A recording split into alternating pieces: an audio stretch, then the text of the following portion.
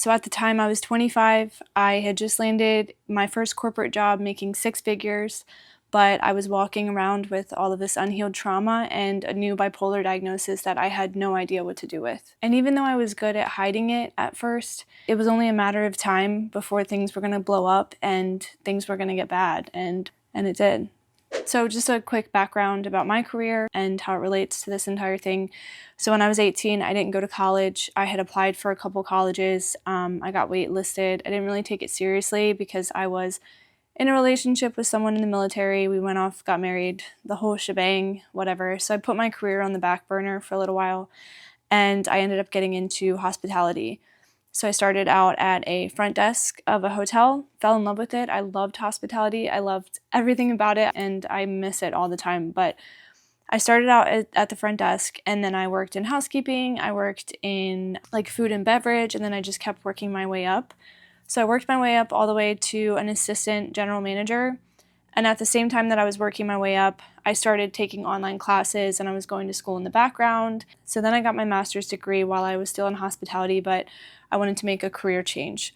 So with my master's degree, I started applying to all of these corporate jobs and things like human resources and just different things that aligned with what I went to school for. And so I was 25. I got the offer letter. The number on my offer letter was six figures. I could not believe it.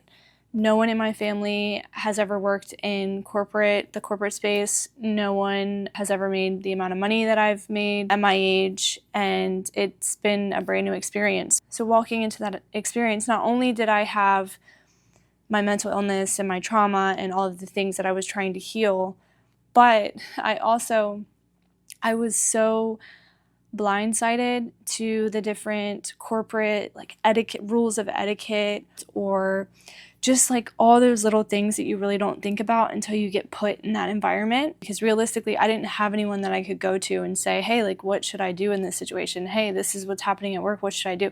I had no idea. This was all new to me on top of everything else that I had going on. I've been able to look back and see all of the mistakes I made. And there are things that if you're like me and you struggle with mental illness, or you're trying to heal from your trauma and you're also trying to make your way through your career, there are things that I want you to know. First thing that I want you to know is that the work environment matters way more than you think it matters. When I first went into the corporate world, I actually went into consulting. And if you know about consulting, you know the hours are long, it's competitive, you have to fight to get on projects, you have to be kind of the best to get put on the best projects. And it was just, I was like, you know what, I can do it, I'll learn, I'll adapt. No, not when you have bipolar disorder. You don't adapt to a 60, 70-hour work week when you have bipolar disorder. You just don't, because sure, when you're up, like I was, when I was up, when I was doing good, I was getting positive feedback. Everybody was saying I was great. My work product was great. And then, of course, there was a down. There was a drop in my energy. I went into a depression. And then all of a sudden, my manager can't figure out why my work product is nothing like it was before. And I think in that environment, I had such a hard time maintaining the endurance and stamina that it takes. My manager sat me down one time and she was like, do you think this is the right job for you? Which was very insulting, because I knew that I was capable, but I didn't have the tools and resources to help myself work through it. And it was tough because I didn't fully understand what was going on. I had just been diagnosed with bipolar. I didn't really know what that meant. I wasn't medicating or taking my medication the way that I should be taking it. I was confused about who I was. And so I started internalizing all of it. So when I started making careless mistakes and I was getting tough feedback, I was saying, okay, I'm not good enough.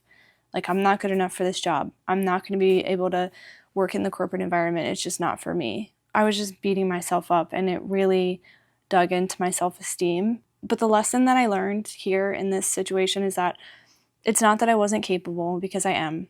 It's not that I wasn't good enough for that job, because I was. It's that that environment was not suitable for someone like me. And that's okay. It doesn't have to be. Moral of the story is that the environment does matter more than you think it does. There are so many factors to the work environment, and sometimes it just takes a while to find the one that's right for you. But for people like you and for people like me, it's a little bit more challenging to find a fitting workplace because there are just so many other factors at play with us, and our brains just don't move in a straight line. And that's okay. It's not anything you did. You can still be extremely successful. You just have to figure out where to be successful at. The next thing I want you to know is that regulation is going to be 10 times more difficult for people like you and people like me because we have to work harder at it. For people with mental illness, for people with a lot of trauma, we have to work harder at being able to emotionally regulate ourselves. So when we're at work and people give us short answers, or we get kind of a snide email, for people that struggle with emotional regulation, it is hard to step back. It is hard to get tough feedback at work and not take it personally. It is hard to let someone at work make a snide comment and not take it personally. There's so many times I've left work crying, or I've burned up an entire weekend crying about something that happened at work, and it just didn't need to happen. And the best thing I ever did for my emotional regulation at work is I separated it from who I am and my identity. And I know that's really hard, but the best thing I ever did was I said, okay, I have a job to do. It's transactional. I have to look at it like a transaction. I'm getting paid to show up and do my job, and vice versa. They're paying me to do this job for them. My point is I've looked at work transactionally, and it's helped me separate the hard things at work from who I am. So I don't take negative feedback so personally, and I don't take someone cutting me off in a meeting so personally, because I think, okay, they're here to get their job done. I'm here to get my job done. Okay, end of story.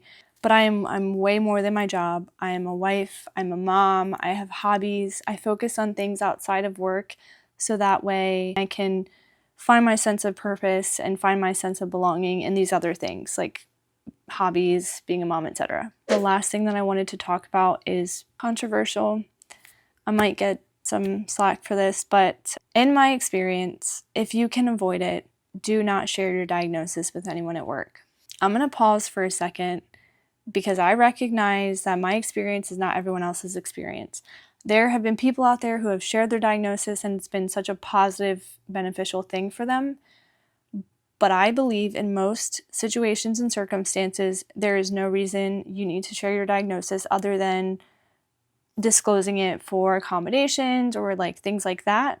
So I shared my diagnosis with someone I thought I could trust, and I felt like after that, everything changed. The moment you share a specific diagnosis, you can't take it back. As soon as you put the diagnosis on there, all of a sudden their bias creeps in, or the stereotypes might creep in, or all of these other things immediately start creeping in. Do I think that we should be able to be more transparent about our mental health? Absolutely. That's why I'm making this YouTube, because I feel like we should be able to speak out about this stuff more often. Even at work now, even though I don't share my diagnosis with others, I do share that I struggle with things, and I'm transparent that I have mental health challenges, but I don't label what they are.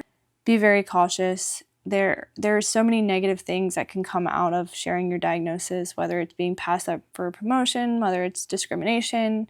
There's so many things. And as someone who chronically overshares, hence some of the things I've shared in my YouTube videos, sometimes you can still connect without feeling like you need to overshare. So these are kind of the things that I've had to tell myself as I continue growing in my career. I'm never going to be able to show up to work and have consistent energy 24/7. That's just not how my brain works. But learning to be in an environment that supports how my brain works, learning to share without oversharing, learning to emotionally regulate, all of these things have helped me feel so much more secure in my career with the struggles that I do have.